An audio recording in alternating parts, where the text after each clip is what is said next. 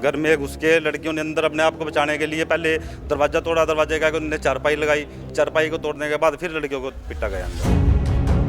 और उसके बाद जी एसी, फ्रिज, कूलर, सामान का कोई हिसाब नहीं है।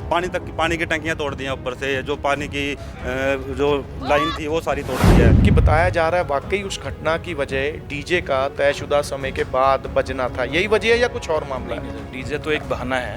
एक्चुअल में क्या है, वहाँ पे जहाँ अभी आपने देखोगे हमारे देश के अंदर एक अलग सा माहौल बन गया है, खासकर माइनॉरिटी कम्युनिटी के खिलाफ। जो है जब से ये बीजेपी गवर्नमेंट का ज़्यादा हुआ है और आरएसएस का ज़्यादा है, इन लोगों ने वहाँ पे एक संगठन बना रखा है अपना।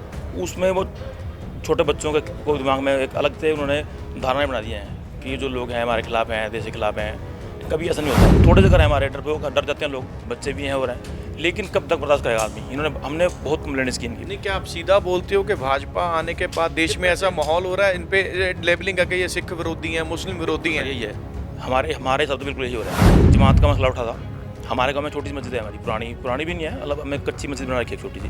तब भी हमें वार्निंग हुई, थ्रेट हुई कि यहाँ पे पिटाई होगी, नमाज बना के निकाल देंगे, मतलब बहुत डर का माहौल है। उसके थोड़ी देर के बाद 150 लोग आए और हमारे घरों में हमला कर दिया। इसलिए शायद आपको चोट नहीं है कि आप हिंदू हो, ये मानते हो आप वजह? ऐसा हो सकता है जी, क्योंकि ज़्यादातर वो लोग जानने वाले भी हैं और वो अच्छे तरीके से जानते हैं, मेरे पारिवारिक रिलेशनशिप के बारे में भी जानते हैं, और मैं हिंदू फैमिली से बिलोंग करता हूँ, ये भी जानते हैं। और अब तकरीबन वहाँ पे जितने भी हमारे मुस्लिम फैमिली हैं वो ये सोच रहे हैं कि अगर प्रशासन की तरफ से कुछ मिलता है, होता है न्याय, तो ठीक है, नहीं तो वो वहाँ से उस गाँव को छोड़ने के लिए तैयार है। नहीं तो अपना घर तो छोड़ना आसान नहीं होता, और खासकर जब कोई वजह ना हो। बहुत बड़ी वजह नहीं है ये बहुत बड़ी वजह है सर, लेकिन अब क्या करें, वहाँ से कम 8-10 घर उस गाँव को छोड़ के जा चुके हैं ऑलरेडी। ਸਤਿ ਸ਼੍ਰੀ ਅਕਾਲ, ਸਕਰੋਲ ਪੰਜਾਬ ਦੇਖ ਰਹੇ ਦਰਸ਼ਕਾਂ ਸਵਾਗਤ ਹੈ। ਸੋ ਤਕਰੀਬਨ 35 ਕੁ ਦਿਨ ਪਹਿਲਾਂ ਹਰਿਆਣਾ ਦੇ ਜ਼ਿਲ੍ਹਾ ਯਮੁਨਾ ਨਗਰ ਦੇ ਪਿੰਡ ਨੱਗਲ ਵਿਖੇ ਘਟਨਾ ਹੋਈ ਸੀ। ਘਟਨਾ ਦੀ ਵਜ੍ਹਾ ਸੀ ਤੈਅਸ਼ੁਦਾ ਸਮੇਂ ਤੋਂ ਬਾਅਦ ਡੀਜੇ ਦਾ ਵੱਜਣਾ। ਪਰ ਉਹ ਘਟਨਾ ਇੰਨਾ ਕੁ ਭਿਆਨਕ ਰੂਪ ਧਾਰਨ ਕਰ ਗਈ ਕਿ ਮੁਸਲਿਮ ਧਰਮ ਦੇ 15 ਲੋਕਾਂ ਨੂੰ ਜਿੱਥੇ ਹੈ ਬਹੁਤ ਬੁਰੀ ਤਰ੍ਹਾਂ ਜ਼ਖਮੀ ਹੋਣਾ ਪਿਆ ਉੱਥੇ, ਤੇ ਮਾਲ ਦਾ ਨੁਕਸਾਨ ਵੀ ਬਹੁਤ ਵੱਡੇ ਪੱਧਰ ਤੇ ਹੋਇਆ।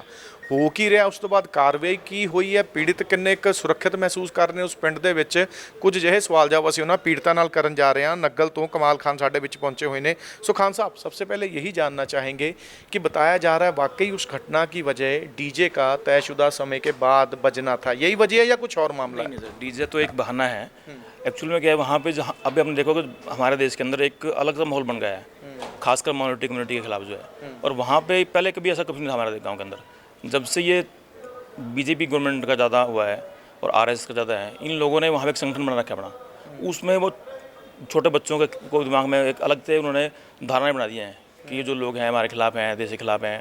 कभी ऐसा नहीं होता। अब इन्होंने क्या किया है, हमारे वहाँ थोड़े से घर हैं सिर्फ। जब भी कोई इंसिडेंट होता है, अभी पीछे जब बाबरी मस्जिद का मामला आया था, उसका फैसला जिस दिन आया, उन्होंने पूरे गवर्नमेंट डीजे को बजाया, ढोल बजाए, और हमें कोई इतराज़ नहीं, बजाओ, कोई दिक्कत नहीं है, एक कोर्ट का फैसला है, ठीक है, सबको मानना पड़ा हो। किसी को खुशी हुई, किसी को नहीं हुई, कोई दिक्कत नहीं है, ठीक है। लेकिन हमें टारगेट करके हमारे घर जहाँ पे हैं वहाँ पे रोक दिया। उसको रोकने के बाद वहाँ पे हल्ला हुल्ला किया और बहुत कुछ अल्लाह तारे, लेकिन हमने बर्दाश्त किया, हमने कोई बात नहीं भी कर रहे। हर बार ऐसे होता है, बार वो हमें टारगेट करते हैं, हमारे जहाँ घर हैं वहाँ पर रुक जाते हैं। अब थोड़े से घर हैं हमारे, डर जाते हैं लोग, बच्चे भी हैं हो रहे हैं, लेकिन कब तक बर्दाश्त करेगा आदमी। हमने बहुत कंप्लेंट्स की इनकी। नहीं, क्या आप सीधा बोलते हो कि भाजपा आने के बाद देश में ऐसा माहौल हो रहा है, इन पे लेबलिंग है कि ये सिख विरोधी हैं, मुस्लिम विरोधी हैं? यही है हमारे साथ तो बिल्कुल यही हो रहा है। पिछले 7 साल से हमारे साथ तो यही हो रहा है, पहले कभी नहीं था। जब पिछले बारी जमात का मसला उठा था हमारे गाँव में, छोटी सी मस्जिद है हमारी, पुरानी भी नहीं है, मतलब हमें कच्ची मस्जिद बना रखी है छोटी सी। तब भी हमें वार्निंग हुई, थ्रेट हुई कि यहाँ पे पिटाई होगी, नमाज बना के निकाल देंगे, मतलब बहुत डर का माहौल है। अब भी ये जो चीज़ें हैं, दिवाली पे झगड़ा हुआ था हमारे यहाँ। दिवाली वाले दिन जो है उनके कुछ लोग जो हैं, जहाँ से हमारे घर हैं वहाँ से लेकर जहाँ तक ख़त्म होते हैं वहाँ तक बुलेट लेके पटाखे बजा रहे थे बुलेट से। हमने बर्दाश्त से कोई बात नहीं, बच्चे हैं वैसे पटाखे बजा रहे। लेकिन कुछ देर के बाद एक लड़के ने पूछ लिया, बच्चे खेल रहे गली में, ऐसा ना करो। उन्होंने उस लड़के को पीट दिया, तो कुछ लोगों ने पीटने के बाद कुछ लोग गाँव गए, आपस में वो बचाव कर रहे थे, वो भी चले गए, हम भी चले गए। लेकिन उसके बाद 15-20 लोग आए और उनके घर पर अटैक कर दिया। क्या विधायक वहाँ पे भाजपा के हैं, हिंदू हैं? विधायक तो कांग्रेस के हैं। अच्छा जी, लेकिन विधायक का मतलब ही नहीं बनता कुछ इन चीज़ों से। नहीं, फिर भी कहीं ऐसा अगर संप्रदाय के धर्म के नाम पे ऐसा हो रहा है तो विधायक की जिम्मेवारी तो बन जाती है। विधायक तो कांग्रेस के हैं उस इलाके में। अच्छा। लेकिन गवर्नमेंट बीजेपी की है। उस वक्त भी यही हुआ कि जब वो अटैक हुआ, लोगों ने सेपरेट करा दिया लड़ाई के बाद भी। वो लोग चले गए, हमारे लोग भी चले गए, कुछ लोग हमारे थाने में चले गए कंप्लेंट करने के लिए, मेरा डर है। वही हुआ, उसके थोड़ी देर के बाद 150 लोग आए और हमारे घरों में हमला कर दिया, जो वो लोग थे हमारे वहाँ पे। और उस वक्त 15 लोग हमारे इंजर्ड हुए थे उस झगड़े में भी, दिवाली वाले रात को 4 नवंबर को। मतलब चलो झगड़े तो पहले भी होते रहते होंगे, कभी ना कभी हो जाते हैं, संभावना हो जाती है। कभी नहीं हुआ पहले झगड़े, जब हुड्डा सरकार रही, चौटाला सरकार रही, कभी नहीं हुआ। मुस्लिम और मतलब धार्मिक झगड़ा कभी नहीं हुआ। खट्टर सरकार में ही हो रहा है। इस सरकार में ज़्यादा हमारे खिलाफ तो मैं तो मानूंगा कि हमारे खिलाफ जो द्वेष बढ़ा है वो इस सरकार में बढ़ा है। और भी साढ़े कुछ पीड़ित मौजूद ने, ना भी गल करेंगे। क्या लगता है आपको, फिर मुस्लिम भाईचारे को क्यों निशाना बनाया जा रहा है? मेरा नाम प्रवीण है जी, ये मेरे दोस्त हैं कमाल खान जी। लगभग 15-16 साल से हमारा अपना सर्कल है जी, एक फ्रेंड सर्कल। कुछ हम आपस में बिजनेस भी करते हैं, तो एक्चुअल में मेरा इनके घर पे आना जाना रहता है जी। उस टाइम में जब लड़ाई हुई है अभी 21 तारीख को, तो मैं मौके पे था। वो गाली गलौज करके वहाँ पे गांव में घुसे, इनके घर पे आए हैं। लगभग 30-30, 35-35, 40 लोगों की टोलियों के साथ उन्होंने, भीड़ थी मतलब? हाँ भीड़ थी। तो हर एक घर को नुकसान पहुंचाने के उसमें उन्होंने चोटें मारी उन लोगों को, और काफ़ी नुकसान हुआ जी। नहीं कि सिर्फ इसलिए कि ये मुस्लिम है? हाँ, ऐसे भी उन्होंने जब वो गली से गुजर के एकदम हल्ला बोला उन्होंने, ऐसा उन्होंने बोला, गाली गलौच भी की है, और सांप्रदायिक नारे लगा के उन्होंने झगड़े का इन लोगों के ऊपर हमला किया जी। मैं भी झगड़े में था, मुझे कोई चोट नहीं आई है तकरीबन। खासकर कुछ लोग उनमें से मुझे जानते भी हैं, क्योंकि लगभग इनके पास मेरा काफ़ी पुराना रिश्ता है, इनके साथ आना जाना रहा है। तो हिंदू इसलिए शायद आपको चोट नहीं है कि आप हिंदू हो, ये मानते हो आप वजह? ऐसा हो सकता है जी, क्योंकि ज़्यादातर वो लोग जानने वाले भी हैं और अच्छे तरीके से जानते हैं, मेरे पारिवारिक रिलेशनशिप के बारे में भी जानते हैं, और मैं हिंदू फैमिली से बिलोंग करता हूँ, ये भी जानते हैं। ये एक उनका अपना ही मुद्दा हो सकता है कि इसी कारण मुझे नुकसान ना किया उन लोगों तो ने। आपने भी ये सारा मामला देखा, कानून क्या कर रहा है, पुलिस क्या कर रही है? सर पुलिस कुछ हद तक तो ठीक भी है, और बाकी ऊपर से प्रेशर बहुत ज़्यादा है मेरे हिसाब से, तो सरकार का प्रेशर बहुत ज़्यादा है।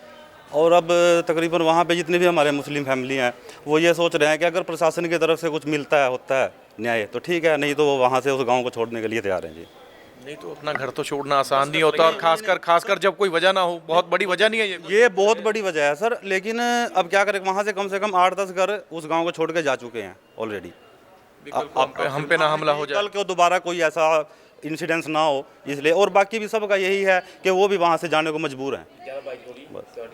नहीं कहीं ना कहीं यही। अच्छा, कितनी बाइक तोड़ी थी गाड़ी? बाइक लगभग 11-12 बाइक टूटी हैं उस दिन, और एक गाड़ी टूटी है। और उसके बाद जी एसी, फ्रिज, कूलर, सामान का कोई हिसाब नहीं है। पानी की टंकियाँ तोड़ दी हैं ऊपर से, जो पानी की जो लाइन थी वो सारी तोड़ दी है। लड़कियों को पीटा गया? लड़कियों को पीटा गया है। घर में घुस के लड़कियों ने अंदर अपने आप को बचाने के लिए पहले दरवाज़ा तोड़ा, दरवाजे का उन्होंने चारपाई लगाई, चारपाई को तोड़ने के बाद फिर लड़कियों को पीटा गया अंदर। मतलब वो जो हम पूरी फिल्मों में दंगे देखते हैं, बिल्कुल वैसे ही था? बिल्कुल वही चीज़ थी जी, बिल्कुल वही थी, बिल्कुल सांप्रदायिक दंगा था जी। तो क्या आपको पुलिस क्यों मजबूर लग रही है? पुलिस तो मजबूर है सर, वो सरकार की वजह से, कि वो सब लोग बीजेपी के सपोर्टर हैं या आरएसएस के सपोर्टर कहीं ना कहीं। अभी मतलब जाने का क्यों वहाँ से है, हमारे बच्चे सिक्योर नहीं है वहाँ, हम कुछ सिक्योर नहीं है। अभी हुआ क्या, जिस दिन बीजेपी जीती है 4 राज्यों के अंदर, उस दिन फिर सेम यही हुआ, जबकि वहाँ पे 116 पुलिस वाले मौजूद हैं गाँव के अंदर। पक्की छावनी बनी हुई है? पक्की छावनी बनाई है, पक्की चौकी लगा दी है पुलिस गाँव के अंदर। उसके बाद भी उन्होंने क्या किया, जब बीजेपी का रिजल्ट आया, रिजल्ट आने के बाद वो पटाखे बजाए सब कुछ किया, और हमारे घर तीनों तरफ से जहाँ जहाँ हमारे घर हैं वहाँ पे आए और लकलो शुरू कर दिया। और वही जो भी वो करते हैं हर बारी, तो वो तो वहाँ पे पुलिस मौके पर थी, डीएसपी साहब खुद मौके पे थे।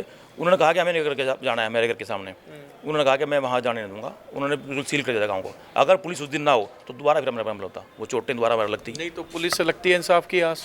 पुलिस तो मजबूर है सर जितना उन्होंने, क्योंकि मैं कहता हूँ उन्होंने सेम डे धारा हटा दी। अब जो धारा लगनी थी वो 153 कब लगती है, धार्मिक दंगा हो, लेकिन इसमें 153 भी नहीं है, 120 भी नहीं है इसके अंदर। यही धर्म के नाम पे दंगा?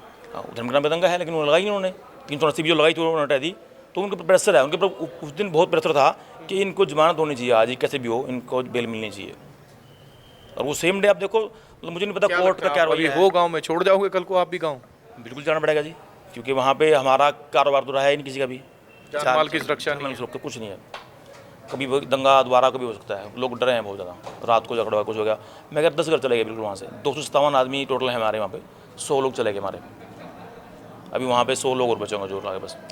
ਸੋ ਹਰਿਆਣਾ ਦੀ ਗੱਲ ਕਰੀਏ ਜਿਹੜਾ ਕਿ ਜਾਣਿਆ ਜਾਂਦਾ ਆਪਣੀਆਂ ਖੇਡਾਂ ਕਰਕੇ, ਜਿੱਥੇ ਦੀਆਂ ਧੀਆਂ ਖੇਡਾਂ 'ਚ ਬਹੁਤ ਨਾਮ ਕਮਾਉਂਦੀਆਂ ਨੇ। ਹਾਲਾਂਕਿ ਆਨਰ ਕਿਲਿੰਗ ਵੀ ਹਰਿਆਣਾ ਦੇ ਵਿੱਚ ਹੈਗੀ ਹੁੰਦੀ ਹੈ, ਪਰ ਜੇ ਇਹ ਗੱਲ ਕਰ ਲਈਏ ਤਾਂ ਚੌਟਾਲਾ ਸਰਕਾਰ ਲੰਬਾ ਸਮਾਂ ਰਹੀ, ਹੁੱਡਾ ਸਰਕਾਰ ਲੰਬਾ ਸਮਾਂ ਰਹੀ, ਪਰ ਕਦੀ ਧਰਮ ਦੇ ਨਾਂ ਤੇ ਅਜਿਹਾ ਦੰਗਾ ਨਹੀਂ ਹੋਇਆ ਸੀ ਜਿਹੜਾ ਕਿ ਮਹੀਨੇ ਦੇ ਕਰੀਬ ਤੁਹਾਨੂੰ ਖੱਟਰ ਸਰਕਾਰ ਦੇ ਵਿੱਚ ਮਿਲਿਆ। ਔਰ ਜਿੱਥੇ ਤੱਕ ਲੋਕ ਸਿੱਧਾ ਮਹਿਸੂਸ ਕਰ ਰਹੇ ਨੇ ਕਿ ਪੁਲਿਸ ਵੀ ਮਜਬੂਰ ਹੈ, ਕਾਨੂੰਨ ਦੇ ਲੰਮੇ ਹੱਥ ਵੀ ਬੰਨੇ ਪਏ ਨੇ, ਛੋਟੇ ਪੈਰੇ ਨੇ, ਕਿਤੇ ਨਾ ਕਿਤੇ ਇਹ ਧਰਮ ਦੇ ਨਾਂ ਤੇ ਦੰਗਾ ਹੋ ਰਿਹਾ ਹੈ। ਤੇ ਭਾਜਪਾ ਸਰਕਾਰ ਨੂੰ ਕਿ ਪੰਜਾਬ 'ਚ ਜਾਂ ਹਰਿਆਣੇ ਦੇ ਵਿੱਚ ਜੇ ਭਾਜਪਾ ਦਾ ਰਾਜ ਹੈਗਾ ਤੇ ਦੇਸ਼ ਦੇ ਵਿੱਚ ਹੈਗਾ, ਤੇ ਇਸ ਕਰਕੇ ਇਹ ਲੋਕਾਂ ਨੂੰ ਸ਼ਾਇਦ ਆਪਣੀਆਂ ਜਾਨਾਂ ਤੋਂ ਹੱਥ ਧੋਣੇ ਪੈ ਰਹੇ ਨੇ। ਵਿਜੇ ਪ੍ਰਦੀਪ ਦੇ ਨਾਲ ਬਲਜੀਤ ਮਰਵਾਹਾ, ਸਕਰੋਲ ਪੰਜਾਬ, ਚੰਡੀਗੜ੍ਹ।